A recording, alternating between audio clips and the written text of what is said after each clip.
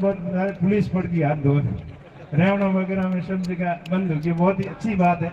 और वैसे अपने समाज ने भी शुरुआत की कि ये नशे पते की कुरीतियों से कैसे बचा जाए।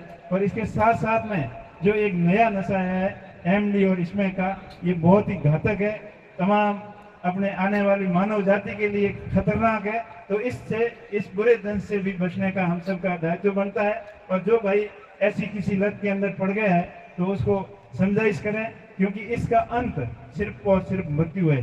जो एमडी की लत में पड़ गया है, आपने देखा होगा आने इस पिछले 5-10 साल के अंदर कई सैकड़ों युवा इस नशे की बुरी आदत में फंसकर कोई रोड एक्सीडेंट में, कोई किसी घटना में, ऐसा उनका बहुत बुरा अंत है। तो ऐसे खतरनाक नशों से अपन बचें और नशा सिर्फ एक ही चीज का करें कि अपने आप का लाइफ स्टाइल कैसे बढ़ाएं, अपने आप में अपने एक अच्छे इंसान कैसे बने, कैसे अपनी जिंदगी के अंदर मानव जीवन 84 करोड़ योनियों के बाद में आता है, तो अपना मानव जीवन सफल कैसे बने, उसी एक ही चीज का आप नशा करें।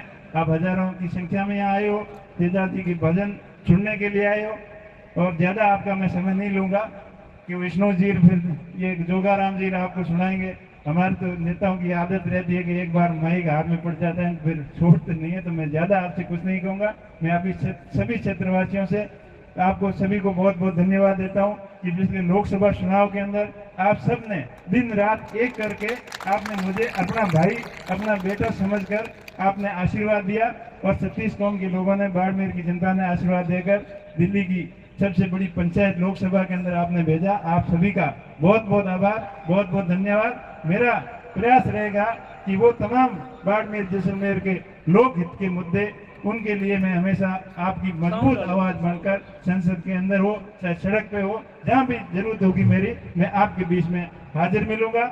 और अपने आने वाले समय में जो भी रेलवे के हो, पानी के हो, सड़क के हो, सभी वो तमाम किसानों के संबंधित केसीसी का जो फसल बीमा क्लेम हो, और आंगनवाड़ी की बहनें जिसके लिए मानदेय बहुत कम है, इसके लिए भी वहाँ हमने आवाज़ उठाई। और आगे भी आपकी आवाज़ उठाएंगे कि जो सबसे ज़्यादा काम करती है कोई, तो वो आंगनवाड़ी की सहायिका काम करती है, और उसके लिए सबसे कम मानदेय है। तो उसको मानदेय भी कैसे बढ़े और शिक्षा के क्षेत्र में कैसे सुधार हो, उसके लिए भी प्रयास जारी रखेंगे। और आज गोम जी से, अभी पवन जी से बात हो रही थी, आईदान जी से, तो सब जगह मंदिरों का प्रतिष्ठा होती है तब बोलियों की शुरुआत होती है, तो यहाँ पे बोलियां क्यों नहीं? तो आपने एक बड़ी समझदारी की बात की कि हमें जितनी आवश्यकता थी वो हमने पहले ही कर लिया, अब आवश्यकता नहीं है। तो मैंने इनसे बोला कि मैं आपको 1-2 चीज करूंगा, तो आप उसके लिए जरूर करना, क्योंकि अगर अभी ध्वजा और इंडे की बोली होती, मूर्ति की बोली होती, तो आप बढ़ चढ़ के हजारों में